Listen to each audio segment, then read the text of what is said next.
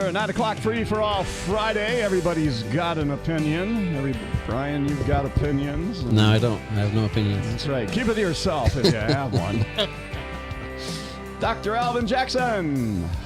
It's a great morning. It's good to have you. Yeah, great to be here. Some exciting things happening in Bunnell. It's almost got overwhelming in a way. It used to be a sleepy little, agriculture farm town, and everybody knew each other and got along, and things are still moving along, and people for the most part are getting along, but, some controversial things like the Hawk Creek, they're for it or against it, but, it's like times are a-changing. Got to stay ahead of it. Either you're growing or you're dying. Is that true? That is true. All right. So there's no middle ground.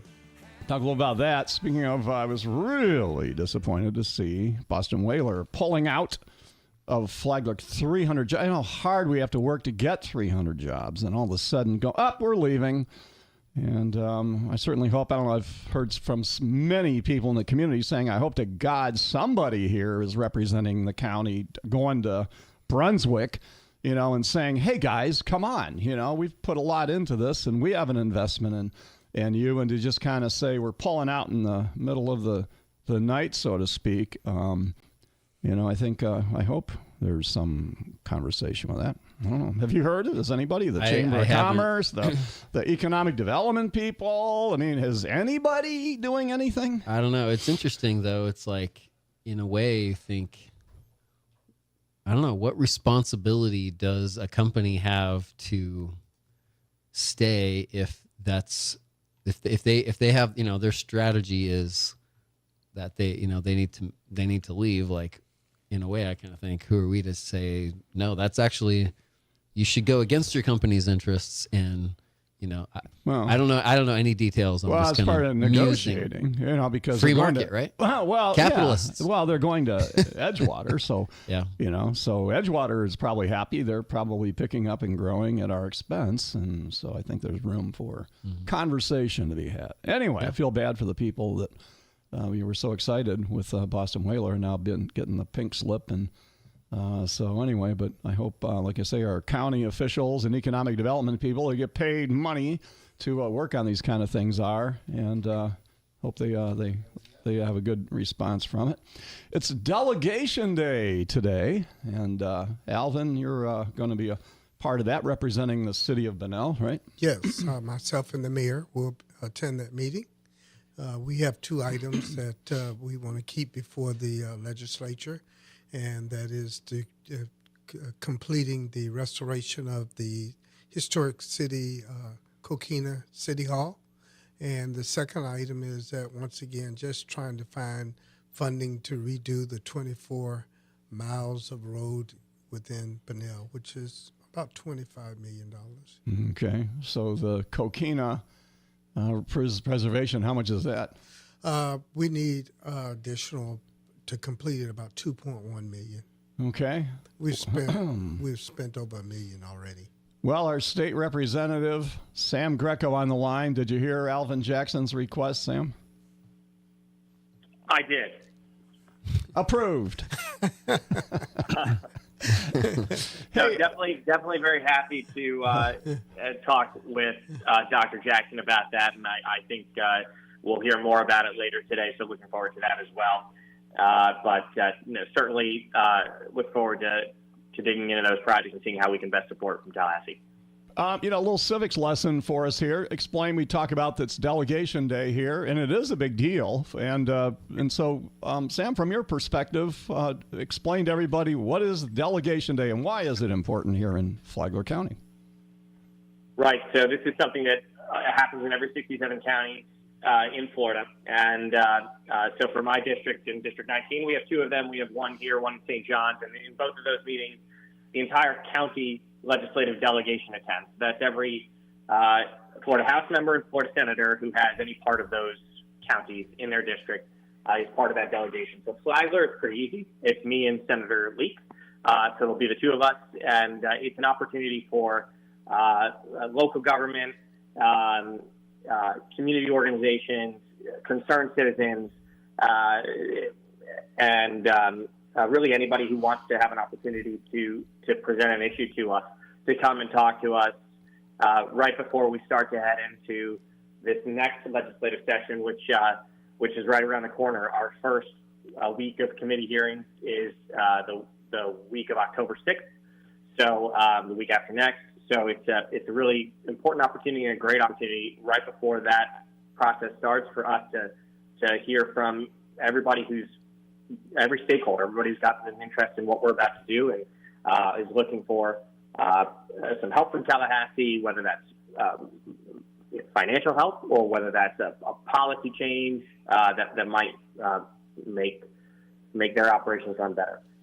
Doesn't seem that long ago that we were talking about the budget and finalizing things, so it's pretty interesting how. Here we go again.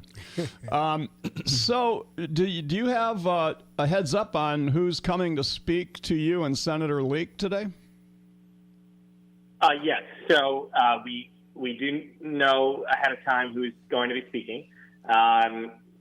We trade off every year who's chairing the meeting. I chaired the meeting this past year, so Senator Leak is chairing the meeting this year. And that means that Senator Leak's office coordinated all of the organization ahead of the meeting today, whereas my office did it last year. So so those RSVPs went to Senator Leak's office this year. Next year they'll go back to me. But we do know ahead of time who will be speaking with us. Then what is the format of it? You're there, people get up and speak. How does it go? Yeah, so typically Senator Leak and I will make a very brief opening statement each. Again, today is really for us to hear from the community, so it's we don't want to take up all the time with us talking. So we'll just say hello and maybe a few quick remarks. Then it'll go in group by group or person by person, getting up and presenting to us. They'll have a few minutes each. If either Senator Leak or I have questions, we can ask those questions and have a dialogue. But oftentimes everybody's very well prepared. They've got a presentation. Sometimes they'll have a handout that they leave behind and walk us through what they're looking for, or at least what they want to put on our radar for this coming year. And so the Alvin Jackson will be there with the city of Bunnell. I would imagine Palm Coast, our other municipalities in the county, will also come and speak. That's right. We're expecting to have the municipalities, the county, and then a number of community groups that are, that might have a funding request if they're a public service organization, school board, groups that are providing healthcare, social services, things like that typically ask for state money, or that maybe they're looking to expand their program into a new area and are looking for a new appropriation to help them kick that off. So we'll have a variety of groups in that vein. So, and the process is, so this is the first step. You kind of get up and you say, okay, get me on the radar. This is what we're looking for. And then there's usually follow-up where they come to Tallahassee and lobby and try to negotiate, or how does that work? Yeah, that's right. And this isn't, a requirement for a group to come to this in order to ask us for money. Certainly, there's plenty of organizations or individuals who aren't able to attend today, or who their need will arise later on, and they'll come meet with us. So this isn't every single individual who might have an appropriation request, but it's a really great opportunity where we're together. Senator Leak and I are together in the county, and have an open forum to talk with folks. But definitely other people will come later on, and a lot of the folks that we'll hear from today, to your point, will then come meet with us later on, closer to the actual budgeting season in Tallahassee to reiterate their claims, or their sometimes expand on what they're asking us for, provide additional information. Sometimes as the process goes on our end, we start to have more specific data points that we need, that we want to have them help us supply to the appropriations committees, or whomever to make sure that we can adequately advocate for their interests. But this is an important first step and a great opportunity for us to talk with folks in the county and make sure that we know from day one what they're looking for. I think it's a really a symbolic kind of, it's an example of what our government and our whole society is set up to do. Like, you're representing us, and so you have this meeting where anybody can come in and make requests. And so it kind of like, without something like this, how do you represent the people? So I think it's a great thing. Yeah. You've been out and about quite a bit, Sam, Greco, and you've been talking with people during off season here with the legislature. What have you learned or discovered as a priority for you for this coming year? Like saying, okay, Flagler County, your district, this is something I really need to see if I can help out. What are your priorities? Well, it's always a conversation, because I don't believe in trying to dictate to a county or a city or anybody what their needs are. They're the best source of information I have. But some of the things that I care a lot about across the board, infrastructure and resilience are two things that matter a lot to me, and that I think the state is uniquely positioned to help with. There's a lot of needs that cities and counties and local organizations need. Some of those are things that I think really have an important state nexus, or that there's really no better place to find the funding than at the state level. But two of the ones that excite me and that I think are very important for our community here, for our future, and for our safety, our infrastructure and resilience. We're here in the middle of hurricane season, and we've had a very quiet hurricane season, which I know we're all grateful for. But we all know that can change any day, and even if this year is a quiet year, next year may not be. And we need to be ready. We live in a coastal community. We have flooding issues. We have evacuation route issues. Those are things that are always top of mind for me. And we also have a growing community, so we need to make sure that we're keeping our infrastructure up to pace with that. I think I know the Brian the Observer covered this, but about a month ago I toured the wastewater treatment plant in the city of Palm Coast. Obviously, that's an issue we've talked a lot about on the show, and we've had some funding approved last year for that project, and I know that's an ongoing project, but that's a really important infrastructure issue in the city of Palm Coast. So those are some of the things that I think about a lot, but really the best information I have certainly comes from the folks on the ground who are working with the issues every day and can tell me, here's where the biggest pressure point is, and here's how we can relieve some of the stress. Is it too late for somebody to get on the agenda for this afternoon? No, we will have some limited walk-in speaking opportunities. So if there's somebody who has a pressing issue and hadn't heard about the delegation meeting, they can come today, and time permitting, because we do have a set amount of time, and we are obligated to stay within that amount of time, because we noticed the meeting for a certain amount of time, so we can't. But at time permitting, we do typically have room for some walk-ins. So certainly would encourage somebody, if they're hearing this and haven't known about it and want to come speak with us, to at least come, and we'll try to find a few moments for them. All right. What time does it start and where? So it'll be this afternoon. We will kick off at 3 o'clock, at 3 o'clock, and it'll be at the Flagler County Commission Chamber. All right, very good. Sam Greco, thank you so much for what you do and representing us in Tallahassee as our House of Representatives. So keep up the good work and keep in touch, okay? Thanks, David. Thanks, everybody. Have a great day, and look forward to seeing some of you later on today. All right, very good. Thank you, sir. All Thank right. you, sir. Take care. All right. Well, that's good. I think what you said, Brian, was really quite accurate, that just anybody with a charitable organization that needs help with something, it doesn't need to be millions of dollars you're looking for. Right. And I know last year, I'm a fan of Pastor Solano and his Open Door Recovery Program. He got $750,000 to buy a piece of land in Bunnell. Correct. Just for the asking.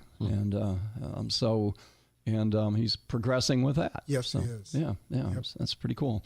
Hey, we're going to take a break. We're going to come back here, and we'll do some gossiping with Alvin Jackson. Find out what's really going on at City Hall in Bunnell. He's got brand new, beautiful offices. Yes. Congratulations on that. Thank you. And the strategic plan that was put together in 2019. And are we on track with that? And we'll be right back.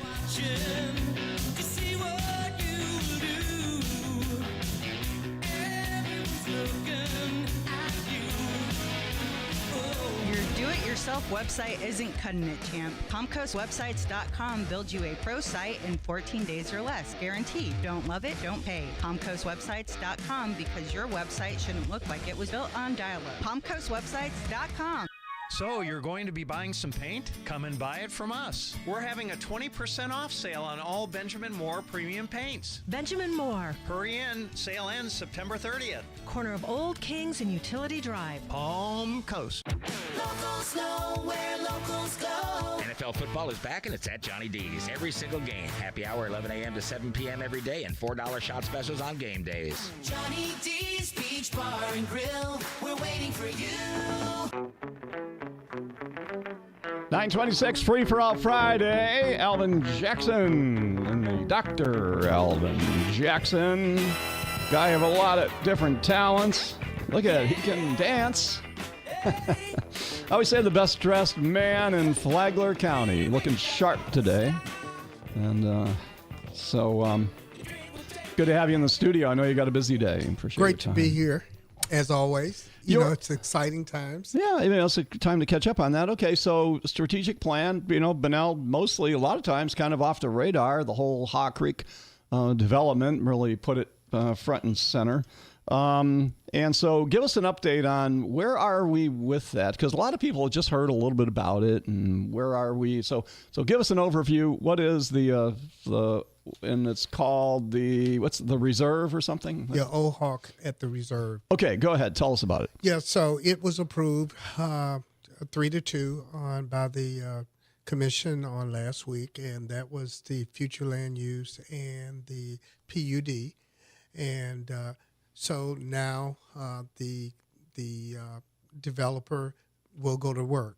So basically, much of what's presented is really a concept. And this is the kind of thing that you were looking for with the strategic plan, is it not? Of course. Okay. I mean, basically back in 2019, I remember when we had our first advance, Mayor Robinson and Vice Mayor Rogers were there. And, we brought in the state economists. We talked about the need for economic development with bringing new businesses in. We talked about residential units. We talked about having the appropriate zoning. And most importantly is basically making sure that we had the infrastructure that would be needed. And we knew that none of those things would happen unless we began to address our infrastructure deficiency, one being the wastewater plant. Which, as Representative Greco was talking about, we, over the last few years, were the beneficiary of many of those state dollars as well as federal dollars to actually start construction on our wastewater plant. And so that is number one when you're talking about growing your economy. And growing your economy is not just heavy industrial. It is a diversity of residential, commercial, as well as industrial. When you talk about the future land use map and a PUD was approved, meaning planned unit development, right? Correct. So that means that of the this whole many acres of land now can take further steps to be developed, but how far away are we? What other steps need to take place before actually a home could be built? Because it's a lot, right? Yes, I think it's going to be 3 to 5 years before you turn dirt, because now the developer actually will start engineering, doing all the planning, the calculations.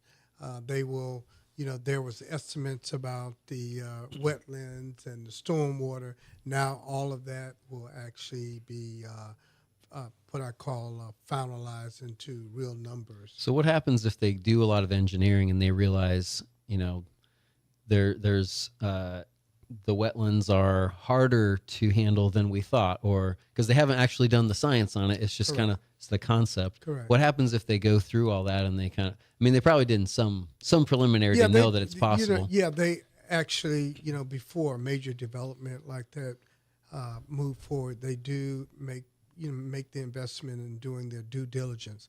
It may not be to the inch, but basically they have a good idea from the science that it will work.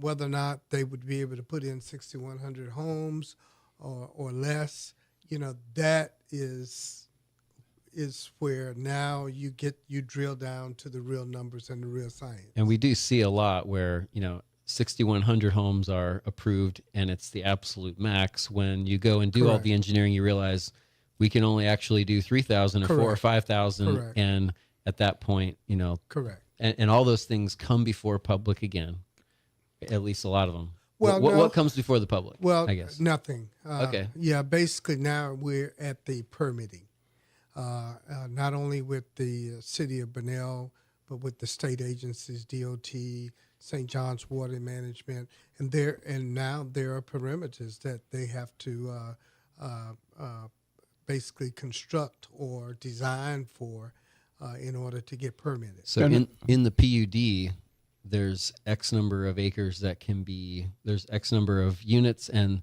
so much commercial or other property. But when they say, okay, now we know we've got this, an overall list of how many we can do, we want to build the commercial right exactly here. Do they have to go through a rezoning at that point? No. Okay. That's what the PUD lays out all the zonings that's required. Okay. The commercial, industrial, the residential, and that's the power of a PUD. And we not only did a PUD, but we did a development agreement. And I've been in this business 40 years. I really think that this development agreement will become a benchmark. I think it's one of the best development agreements that actually parallels the PUD, and it lays out just a roadmap of the things that we have agreed upon, and the public involvement has been tremendous. It's been very positive, because I think when you look at the PUD and the development agreement, we were able to get the developer to actually address many of those concerns and basically make the adjustments. One of the things, and I was sharing with David, that I'm very proud of is that, we've been talking about affordable housing. We talk about all the time, and we have developers, builders say, we'll put forth an effort, and they really don't. And so in the development agreement, in this PUD, what we are requiring is 10% of the lots, the homes, be available for those that meet what I call the affordable housing definition or qualification, the income levels. Next week on Free for All, by the way, we're having Habitat for Humanity in St. Augustine, who, I don't know if you saw their press release, but they're building they bought land, they're building a community of affordable housing, and they're going to come and explain to us how they did it, how they put it together, and how we could, maybe our Habitat for Humanity could do the same thing. But it's not just you give them a house and go, here you go. Move in. So we're going to learn all about that. Also, Sandra Shank is going to join us here next week on Free for All Friday, talking about how we need workforce housing. We need places for people to live and to raise families and things. And I think, and this is what this is made for. So I think that's kind of exciting. And and when we talk about workforce housing or affordable housing, I know affordable housing is not the term, but basically what we're saying is for doctors, for nurses, teachers, law enforcement, those that basically have decent jobs, being able to afford home ownership. And what makes this a little different than having a community or workforce housing is that you're sprinkling this within a market development. And I think that is the best way to do it. How many years have you been our city manager in Bunnell? And I say our because we are a Bunnell business I here. believe I'm Flagler going into the 7th year. in the 7th year. What just like right off the top of your head, what are you most proud of? What if they go, hey, what is it that you just kind of beam about? Like, yeah. Well, I think laying out a plan and having the mayor and commission to systematically work through our strategic plan, and basically hats off to them, because what most folks don't see is that they had to make some very tough policy decisions to get to where we are now. And so for me, I think just helping the commission develop a map, a roadmap, and what is so rewarding is you're starting to see those projects actually come out of the ground. And from an economic development standpoint, I think that we have a presence in the marketplace, and we haven't even come up with a marketing plan.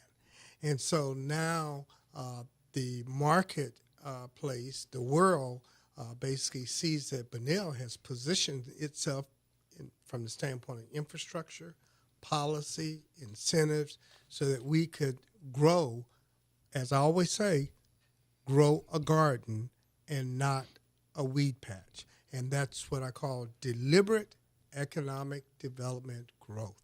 In the promo, I said Bunnell, the biggest little city in Florida. I looked it up. Nobody has claimed that, by the way, because you are 138 square miles with about 4,500 people in it. Orlando is only 110 square miles, the metro. Palm Coast is only 96 square miles.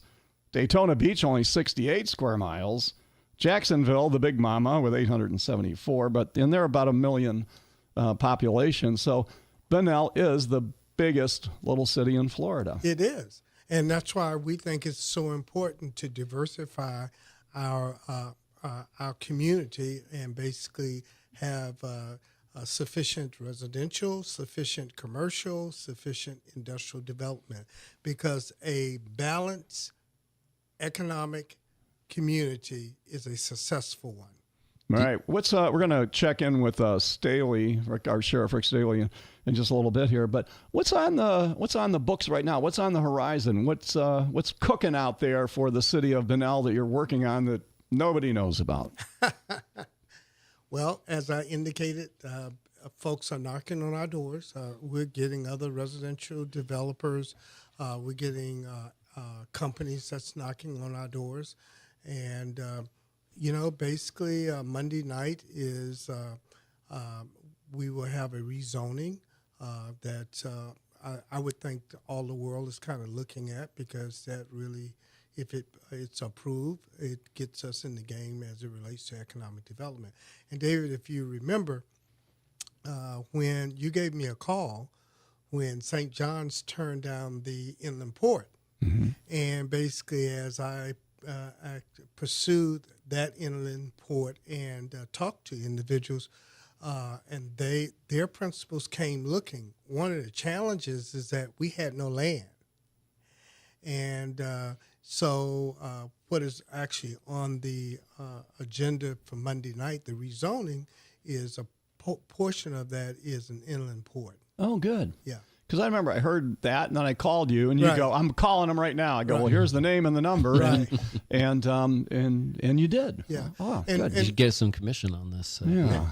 Well, the thing is, it's about having inventory, and not necessarily buildings, but having zoning in place, having buildings in place, and in order for us to be competitive in the marketplace, we have to position ourselves. So the rezoning would be what, from light industrial to heavy, or what's the rezoning? No, I think it's from AG&S to some light industrial and some heavy industrial. Would this have to do with rail also? Yes, it is right next to the rail and US 1, close proximity to 95.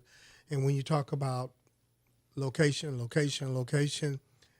from an economic development standpoint, rail, easy access to 95 is a gem to have. So are there assurances that if some of the land is heavy industrial, that it would be uses that would be sort of palatable, or does it really open up the door for No, anything? in this case, our code requires inland port to be heavy industrial because they consider it storage, bulk storage. And so that's the piece that would be heavy industrial. And this is out in the country, basically. It's not in people's neighborhoods and faces and No, things. it's along US 1. Yeah. But I it's, mean, it's not close to residential. yeah, that's what I'm saying. So it could be a perfect place. Yes. Okay, cool. Well, I hope that works out.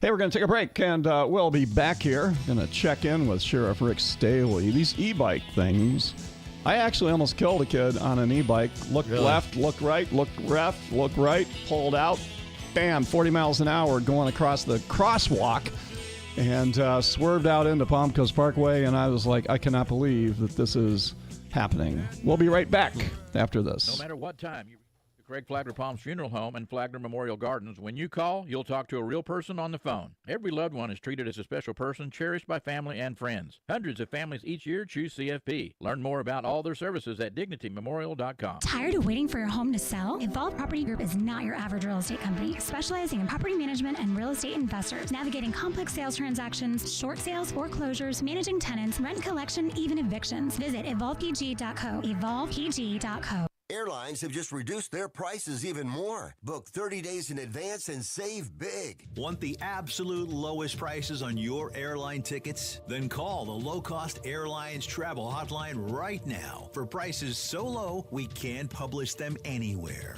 The only way to access our low rates and save up to 70% is to call. Save hundreds on your vacation tickets by calling right now. You can fly anywhere in the world and pay discount prices on your airline tickets. Book a flight today to London, Paris, Madrid, or anywhere else you want to go and pay a lot less guaranteed. Call the International Travel Department right now at Low Cost Airlines. 802-341-4542. 802-341-4542. 802-341-4542. That's 802-341-4542. You know how I hate roundabouts. I do like the song Roundabout, but I'm getting used to it, I guess. You got roundabouts well, you do have one in Bunnell now that went out on 11, right? I thought that was in Corona. Is that Corona? Favoretta? Close enough. I don't know where the line is. Cody's Corner. Cody's Corner. Cody's Corner's one. Yeah.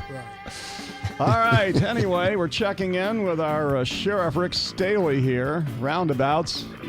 Do they work, Rick? Do they actually save lives, roundabouts here, since we've gotten a bunch of them in Flagler County? Well, the statistics show that they do. And I will tell you that I was adamantly opposed to a roundabout on US 1 and voiced my concern. And the state said, well, we know that we're not going to stop crashes, but they will be less severe because they will be an angle crash instead of a T-bone crash. And that is exactly what we've seen. So I will have to admit that I was wrong on that, and the state did accomplish the goal, which was to save lives. And the crashes have been generally less severe than we have had at the roundabouts. I will tell you, nobody really knows how to drive a roundabout. I mean, all you got to do is see how many near misses there are. Mm-hmm. But how does that feel? Saying I was wrong. It's got to be tough. How does that feel? I'm always a transparent sheriff, and when we're wrong, I will. Even if the sheriff is wrong, I will admit it. But they proved to me that these engineers that are paid a lot more money than I'm paid were right in that topic. But I've seen a bunch of near misses. Probably everybody listening has. So, but I guess that's better than, a crash or a T-bone. So, hey, speaking of crap, by the way, Dr. Alvin Jackson in the studio. Say good morning. Great morning, the High Sheriff. Good morning. I know it's a great day in the city of Bunnell. That's right. And that's what makes the Sheriff Staley's operation the best in the world. Okay. Even though he was wrong, we got that recorded. He was Just wrong because he's in Bunnell. Yeah. All right. We'll make a soundbite out of that on our promo. I was wrong. I admit I was wrong. We won't say about there's what. Probably some political appointment that's going to use that. Hey, what about e-bikes now? I was just saying before the break that I really almost killed a kid. I was pulling out at by the ABC Liquor there on Old Kings and pulling out to make a right onto Palm Coast. I looked left, all clear. Looked right, all clear. Looked left, all clear.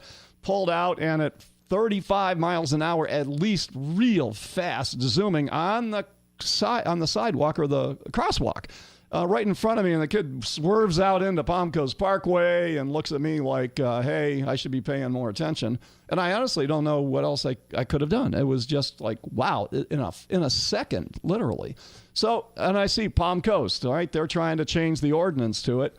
So what's your take on this, and what can we do so that we don't have people getting killed on the streets? And I just see it becoming worse.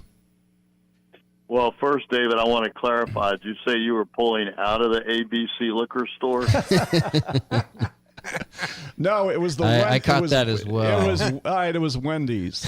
Okay. So 2 years ago, the state of Florida changed the definition of an e-bike. Before that, they had to operate exactly like a motor vehicle. And so unintended consequences, it kind of opened the door wide open for e-bikes. So now e-bikes are classified as a bicycle. And bicyclists can ride on sidewalks. They can, but they're also supposed to follow the vehicle traffic laws. And what we're seeing is that they were not doing that. And we didn't really have a significant tool that we could use to try to enforce some common sense in e-bike. E-bikes have a good purpose. We have a lot of seniors that use them, young adults that use them getting to and from work and activities. But there is recklessness, and so the state law allowed cities and counties to pass an ordinance for regulation. So I went to the city of Palm Coast after, I saw after I started this process, we had a traffic fatality involving an e-bike. We've had a number of car crashes with injuries involving e-bikes versus cars, and that usually means the car is going to win because they zip off the sidewalks, go shooting across intersections. They're not really paying attention. They have headsets on, et cetera, et cetera. So I really appreciate the city of Palm Coast recognizing that this is an issue, and their council working with their attorney and my general counsel and input from the community. We have a new ordinance that will go into effect, I believe, October 7th. And here's some of the requirements of it. No person under 11 years of age can operate an e-bike. Persons under 16 must operate an e-bike with a helmet. They must have a government-issued ID or at least a school ID to operate. E-bikes may be operated on bicycle lanes, bicycle paths, roadways, and sidewalks consistent with the ordinance. When operating on the roadways, the e-bike operators must comply with all traffic regulations. When operating on sidewalks and paths, the e-bike operator has to comply with all pedestrian traffic signs and intersection signals. It's also unlawful to operate e-bike in a bicycle lane, bicycle path, right-of-way, roadways, and sidewalks in an unsafe and reckless manner. And I think they're going to define that a little bit more. Are they supposed to have insurance? That's not part of the ordinance that I'm aware of. Okay, I think it would be a good idea. Well, there might still be some time. I don't disagree with that. Don't even know if you can buy it on a bicycle insurance. I don't know the answer to that. But for example, unsafe and reckless manner. Some examples is that failure to yield or slow down when passing pedestrians, because we've had e-bikes just go zooming by. Failure to give an audible signal when passing a pedestrian or other e-bikes, and failure to operate due care and excessive speed. So the state law does have some regulation on what makes an e-bike and what doesn't, but as so many things happen, they buy the e-bikes, they are legal, and then they modify them, and then they become illegal. So I just can't imagine, Sheriff, I can't imagine that the deputies, are going to be, it's almost everyone you see, you're going to be pulling them over, and well, how are you going to police that? So our hope is that we will work with the City of Palm Coast and my public information office, and we will want to educate the community. And I think the real key here is what is going to be defined as an e-bike. So an e-bike under the ordinance cannot have more than 750 watts of power. Anything over that is prohibited on the roadways, sidewalks, rights-of-way, bicycle paths. And these electric off-road powered cycles, which are really electric motorcycles, are prohibited within the city limits of Palm Coast. So like we do with everything, we try to educate and engage the community, and then the egregious actors, we will enforce. So, it's going to, and here's the problem, and we are working with the state legislature now, because I think they have realized that there's a lot of unintended consequences. The problem with the law that says a city and a county can provide an ordinance to control e-bikes. The problem with that is there's 67 counties, so you can have 67 different versions, and there's hundreds of cities across the state of Florida. So if you're an e-bike owner and you want to ride it, now you've got to find out, well, what does this city, what does this county say I can and cannot do? So it needs really a state solution. And we'll see where that goes in the legislative session. Hey, what the city of Palm Coast has done is a good start. How did your senior scam seminar go yesterday? It went great. People stayed for the entire 2 hours, got a lot of good information. And, let me just tell you why this is so important. So an updated scam report for Northeast Florida that I received, there's 57 victims that were reported, and a lot of people don't report the victims. But of the 57, 42 were from senior citizens, and they lost $1,045,000 in just 2 weeks, August 1st through August 15th.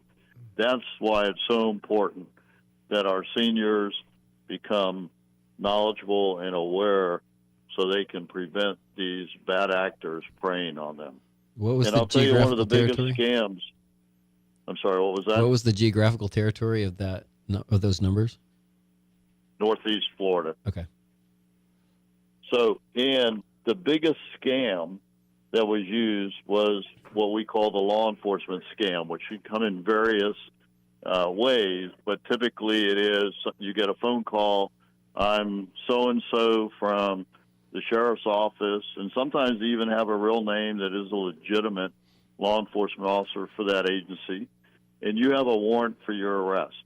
But if you go to your local crypto ATM machine and deposit $2,500 in United States dollars and send it to this crypto wallet, we won't arrest you. And that's one of them. You didn't come to jury duty is another one. The list goes on. So they try to scare residents into thinking that they violated the law and to steal money. In crypto, of those 57 cases that I mentioned, crypto was involved in 9. So in the sheriff's office, my fastest growing unit, specialty unit, is our cybercrimes unit. And that includes these investigations like this. It includes people that want to be hiding behind a keyboard to prey on children, internet crimes against children. And these are difficult cases. We have been able to recover some money, some crypto money, and return it to the victims. But speed of reporting it is critical. If you think you are a victim of a crypto, especially cryptocurrency, because they use crypto wallets, blockchains, and once it starts moving along, it's hard for us to track that it was exactly your money that got moved to wallet, 10.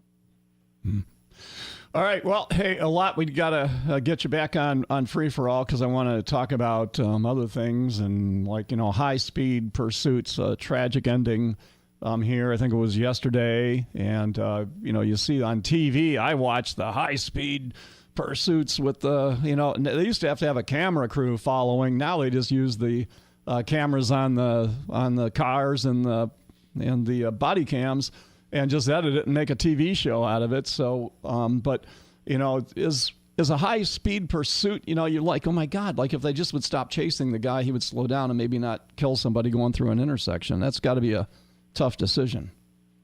Well, it is a tough decision. We have policies and we do training. We're accredited agencies. So anytime we have a vehicle apprehension which is what our policy calls it, it goes through a complete review. That was a tragic case, and I extend our agency's condolences, my own, to the family that lost the innocent driver.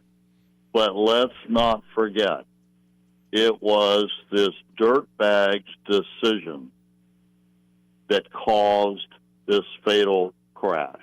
He had multiple times that he could have stopped, and he didn't.